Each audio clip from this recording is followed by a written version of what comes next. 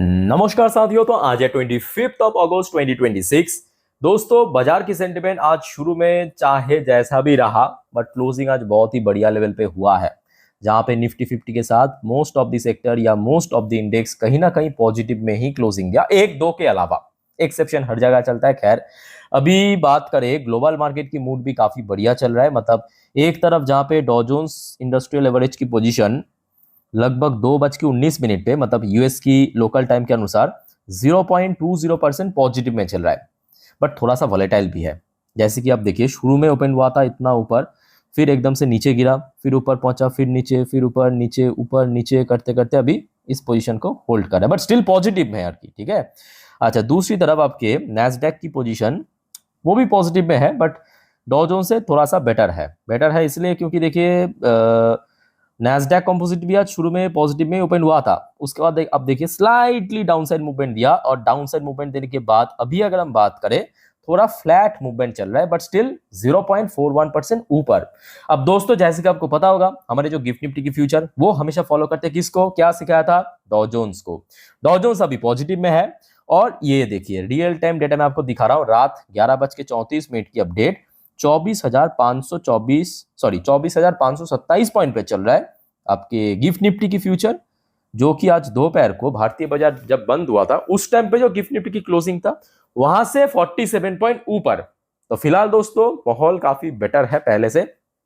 अब देखना होगा कि सुबह तक अगर ऐसा रहता है तो आई थिंक कि मार्केट में एक अच्छा यानी डिसेंट ओपनिंग होने की चांस है।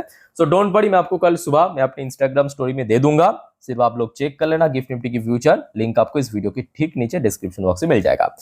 एक और दोस्तों बढ़िया खबर क्या है, क्रूड ऑयल की प्राइस में बैक टू बैक करेक्शन।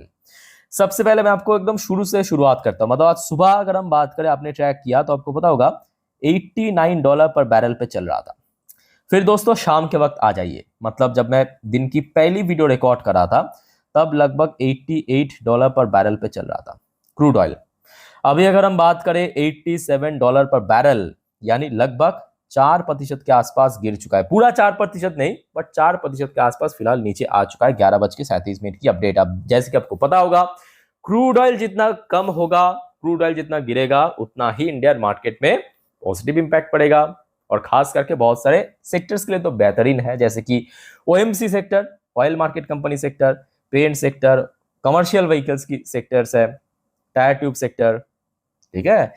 अच्छा चलो, अब देखिए ये जो 4% की गिरावट हुआ है, इसके पीछे भी बहुत सारे जियोपॉलिटिकल इंसिडेंट जिम्मेदार है, उस पर मैं आपको लेके चलता हूं। बट सबसे पहले दोस्तों एक छोटा सा रिक्वेस्ट आप सभी को करूंगा, पहले तो आप लोग चैनल को सब्सक्राइब कर लेना जरूर, और साथ में नोटिफिकेशन बेल आइकन को जरूर प्रेस करना, ताकि आगे आने वाले हर एक वीडियो की नोटिफिकेशन आप तक पहुंच सके। और दिन के दोस्तों, आज दिन में 5 इंपॉर्टेंट टॉपिक पर वीडियो अपलोड कर चुका हूं। आई होप कि आप लोगों ने देख लिया, नहीं देखा तो प्लीज एक बार काइंडली चेकआउट करके जरूर आना। ओके। अच्छा, सबसे पहली बात, क्रूड ऑयल में क्यों गिरावट हुआ देख लीजिए। ये रात 11:02 की एकदम ताजा अपडेट मैं आपको दे रहा हूं। Oil dips on fresh Iran war diplomacy talk on Hormuz. यही तो मेन मुद्दा है, स्टेट ऑफ हॉर्मूज। इसके इर्द गिर्द में सब कुछ घूम रहा है। अब रात के 11:02 की खबर कि अब यूएस और ईरान के बीच कहीं ना कहीं एक फ्रेश डिप्लोमेसी चल रहा है, और साथ ही साथ देखिए यहाँ पे जो मेन मुद्दा है या मेन एजेंडा है, स्टेट ऑफ हॉर्मूज को कैसे रीओपन किया जाए। जैसे ये न्यूज आया, अब सुबह से ही थोड़ा चर्चे चल रहा था, अभी जैसे ये खबर मिला और थोड़ा सा नीचे आ चुका है ऑयल प्राइस। समझ आ रहा है बात, इसी वजह से ही। अच्छा, फिर आ जाइए दूसरे अपडेट, ये भी काफी इंपॉर्टेंट है। क्यों इंपॉर्टेंट है? क्योंकि देखिए स्टेट ऑफ हॉर्मूज को दोनों ही देश की बॉर्डर शेयर करता है, एक उत्तरी भाग में ईरान, दक्षिणी भाग में Oman. Iran Oman discuss fetched framework to restore safe navigation through strait of Hormuz. अब तो मजा आएगा मार्केट में, बट प्रॉब्लम क्या है पता है? एक दिक्कत है। दिक्कत ये है कि जब तक कोई स्ट्रॉन्ग एग्रीमेंट हो ना जाए ईरान और यूएस के बीच, तब तक देखिए कुछ भी पॉसिबल है, कुछ भी पॉसिबल है। एक बार मैं आपको समझा देता हूं आर्टिकल पढ़ के। देखिए, Iran and Oman have discussed a fetch framework to restore safe navigation through the state of Hormuz, ताकि सुरक्षित तरीके से वहां से शिप गुजर सके। तो उसी चीज को लेकर यहाँ पे डिस्कस चल रहा है, including a temporary joint maritime corridor and a joint project to clear mines from the strategic waterway. अब दोस्तों माइन क्लियरिंग की बात हो रहा है, ध्यान से समझना। स्टेट ऑफ हॉर्मुज पे क्योंकि यूएस का भी ब्लॉकेट था, ईरान का भी ब्लॉकेट था, ताकि इधर की शिप उधर ना जा पाए, तो यहाँ पे ईरान ने बहुत सारे वाटर माइन, लैंड माइन आपने सुना होगा, जहाँ जिसके ऊपर पैर पड़ने से क्या होता है, विस्फोट हो जाता है, वैसे ही वाटर माइन भी है, बड़े जहाज अगर उसमें टकरा जाते हैं तो विस्फोट हो जाता है, ठीक है। तो माइन को हटाना पड़ेगा ना। तो यहाँ पे दोस्तों आ चुका है एक और ताजा अपडेट ट्रम्प की तरफ से। ट्रम्प से all mines removed from state of Hormuz. ध्यान से शब्द को नोट करना। Trump says all mines removed from state of Hormuz. तो ऑलरेडी दोस्तों ट्रम्प के हिसाब से, मतलब ट्रम्प ने बेसिकली क्लेम किया है स्टेट ऑफ हॉर्मुज से हमने, मतलब यूएस नेवी ने सारे के सारे जितने माइंस था, मतलब वाटर माइन था, उसको हटा दिया गया है। साथ में ये भी कहा, मतलब वार्निंग देते हुए ईरान को कि warn Iran against new placement, ताकि नया कोई वाटर माइन वहां पे बिछा ना सके। ये धमकाया ईरान को। एक बार मैं आपको एग्जैक्टली क्या कहा पढ़ के समझा देता हूं। देखिए, US president Donald Trump said on Tuesday, मतलब आज, that all mines have been removed और detonated from international waters in the state of Hormuz. यहां तक क्लियर हो चुका है कि हमने सारे माइंस को हटा दिया, रिमूव कर दिया, या तो डिटोनेट कर दिया, मतलब बेसिकली कह सकते हो कि निष्क्रिय कर दिया, ठीक है।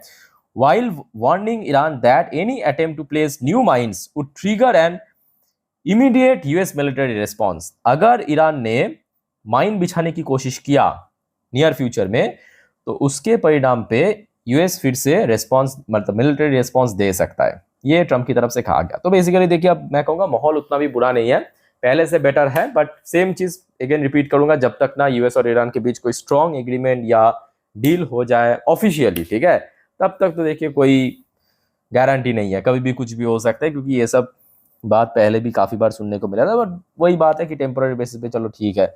अच्छा, उसके साथ यहाँ तक आई थिंक आपको समझ आ रहा है बात, ठीक है। अच्छा, उसके बाद आ जाइए, आप देखिए यूएस के साथ कनाडा का भी एक मुद्दा चल रहा है, आपको पता होगा, लास्ट डे आपको मैं इन्फॉर्म भी किया था।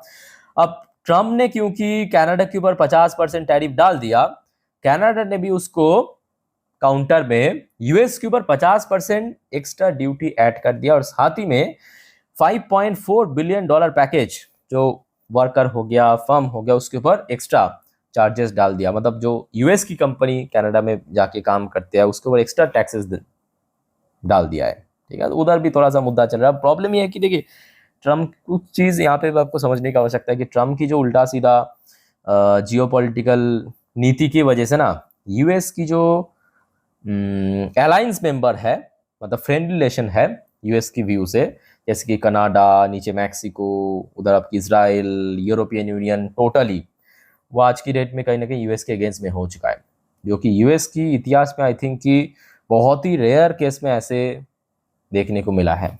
लेट्स से आगे क्या होता है। अब देखिए, हम लोगों का क्या, हम तो भारतीय है, बस एक यूएस की पॉइंट ऑफ व्यू से मैं कह रहा हूँ।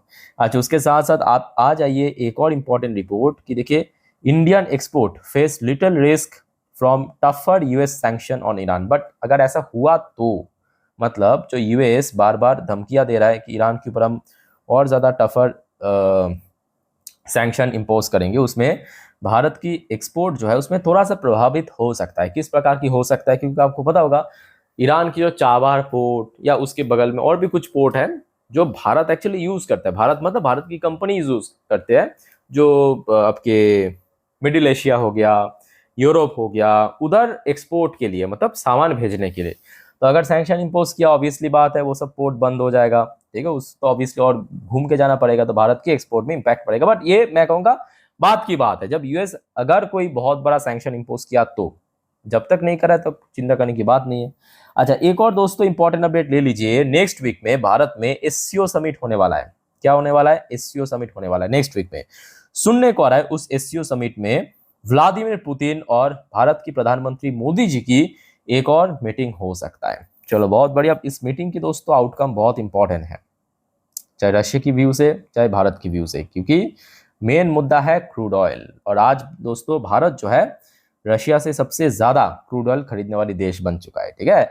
ओवरऑल बात करें, ठीक है, अभी मार्केट की आउटलुक सही चल रहा है। चलिए एक बार मैं आपको आखिरी बात दिखा देता हूँ, मतलब इस वीडियो को खत्म करने से पहले आप देख ही सकते हो, कहते कहते 24,535 पॉइंट पे आ चुका है आपकी गिफ्ट निफ्टी, जो कि लगभग 55% ऊपर।